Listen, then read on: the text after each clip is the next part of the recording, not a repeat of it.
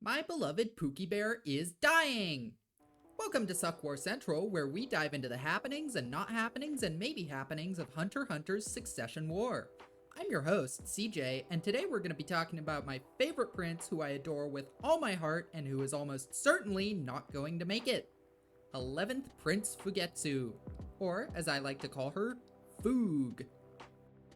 Before we get into the mystery, it's important to review all the details that could possibly be relevant, because this Succession War is one hell of a beefy, complicated arc. On the 5th day of the Succession War, Prince Foog used her guardian spirit beast, Magical Worm, to attempt to escape the Succession War. This failed, and she wound up on Tier 3 of the Black Whale. She was promptly apprehended and returned to the first tier. On the 8th day of the Succession War, Melody and Keeney of the Hunter Association executed their plan to help Princes Kacho and Foog escape the Black Whale.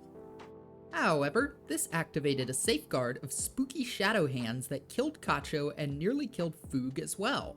Kacho was replaced by her guardian spirit beast, Without You, which takes her form. Melody was then taken to prison on suspicion of coming up with a plan to help the princes escape. On what appears to be the 10th day of the voyage, Fraud Kacho discovered Foog acting strangely and overexerting herself in terms of Nen. Later that day, Melody managed to get eyes on Foog and confirm that she's super duper cursed. At some point around then, Fraudcho saw Foog changing and noticed a new scar on her, which Melody believes to have been caused by Nen. That, we can assume, is the source of the curse. With all that said, let's start combing through the suspects and see if we can unravel this mystery. The first theory we're going to explore is the theory that Fraudcho, Melody, and Kaiser are all going with, that of Prince Luzurus's guardian spirit beast. On the face of it, this makes a good deal of sense. The narrator has explicitly confirmed to us that Luzurus's guardian spirit beast baits a trap with what a target wants to see, and then controls them once they fall into the trap. This does seem to be exactly what's happening to Foog, but unfortunately this theory is straight up wrong.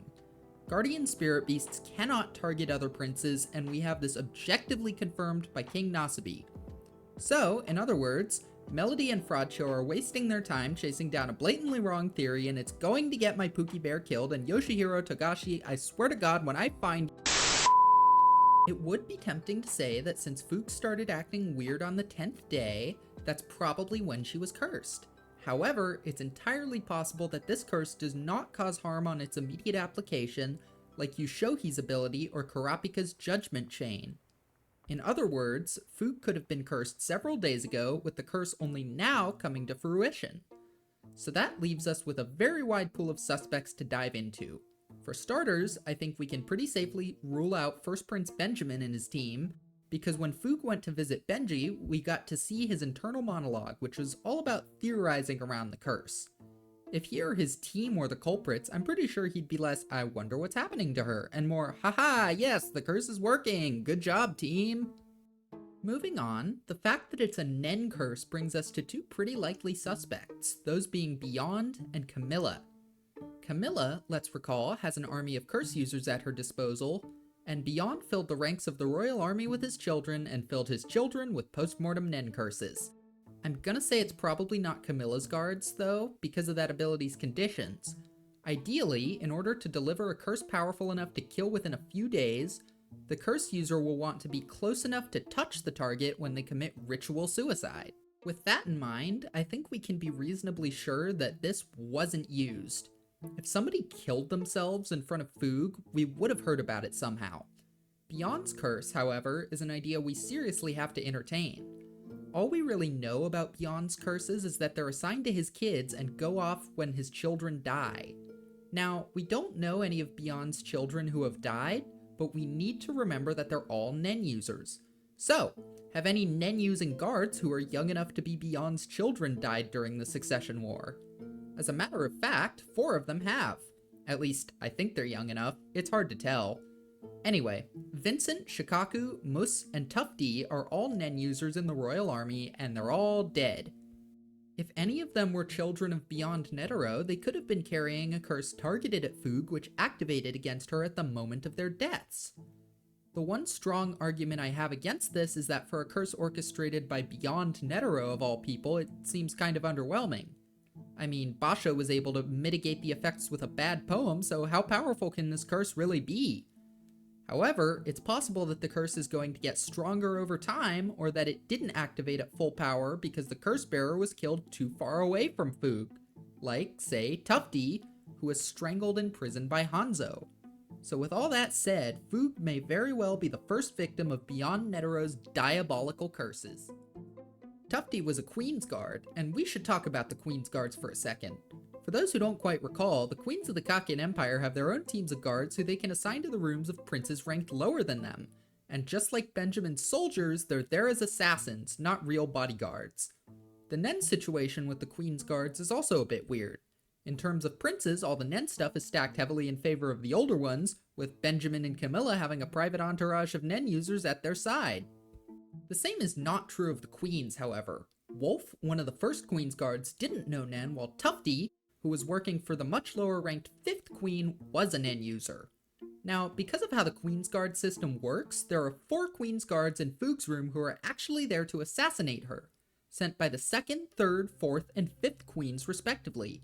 Any one of them could have been the Nen user to curse Prince Fug.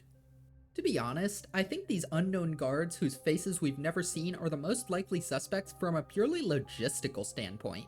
They spent the most time around Fug and thus had the most chances to curse her. But would Yoshihiro Togashi really set up this mystery and then have the culprit be someone we've never even heard of and only vaguely know the existence of? The answer is maybe? Honestly, Togashi just does stuff like that sometimes. However, this is boring, and it would be a terribly boring place to end the video, so let me just say, there's still one more decent possibility that might just blow your mind. My last theory is that Prince Fug contracted this curse during her brief visit to the Black Whales Tier 3. The lower tiers are each ruled by one of Kakian's mafia families, and since the Kakian mafia are all tied to the princes, they have a direct and vested interest in participating in the succession war. I mean, when you're an organized criminal, corruption is your friend, and being in the pocket of the king of the country you operate in is pretty much the biggest victory imaginable from that perspective. Participating in the succession war is just good business. So essentially, my theory goes that while Fug was briefly caught up in the ruckus on Tier 3, she might have brushed shoulders with a member of the Mafia. Now, the only question is, which family are they working for? Our first thought might be the Hail Lee, since they are the ones who rule Tier 3. However, I think the fact that it's something as subtle as a curse is proof that the Hail Lee are not responsible. Remember, these guys are out to cause maximum chaos, and they have nothing against jumping people in public. Also, princes are worth a whopping 50 levels in their little game, so if they saw a prince, there's no way they'd take a chance on a Nen curse. Fug would be dead within seconds. Speaking of Nen curses, we've also got to remember that the Hail Lee are all about that XP grind. They want to kill as many people as possible as quickly as they can. When they reach level 20 with Contagion, these gamers get to choose their own ability. And when you're going for maximum carnage, you're not going to pick an ability that kills slowly like a Nen curse. Additionally, we've seen that the other two families can access Tier 3 when they want to, so let's examine them. I personally don't think it was the GU family either. While they are worried about causing a scene and especially don't want to get in trouble for killing a prince, they have a secret weapon at their disposal that would make that unnecessary. I'm talking about Misha, the GU family's deceased undertaker who puppets the corpses of people the GU have killed so that the family members don't get in trouble. If a GU family member spotted Fug and wanted to kill her, they wouldn't need to go to all the trouble of implanting a Nen curse. By process of elimination, that just leaves us with one option, the Cha'ar family.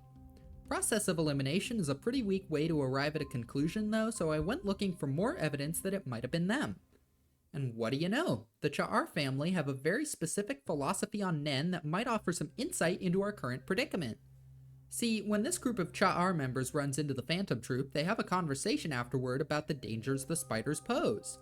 The key point in this conversation is that the Cha'ar believe the spiders to be dangerous because they upset the balance of everything around them and disregard the unwritten rules of society and criminal networks.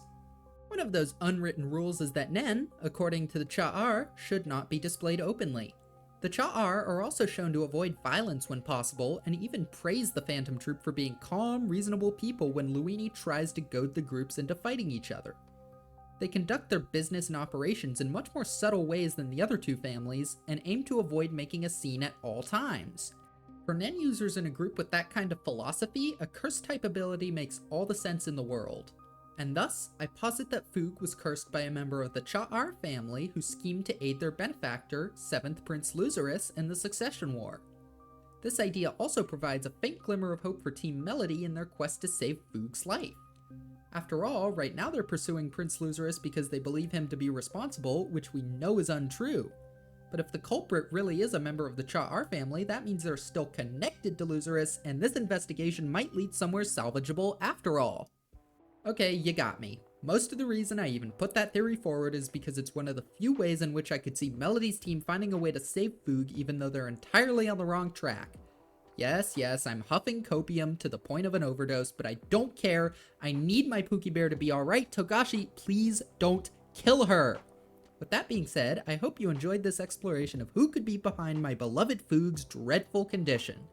If you had fun, feel free to let me know down in the comments what kind of questions you'd like to see me tackle next, and I hope you have a wonderful day!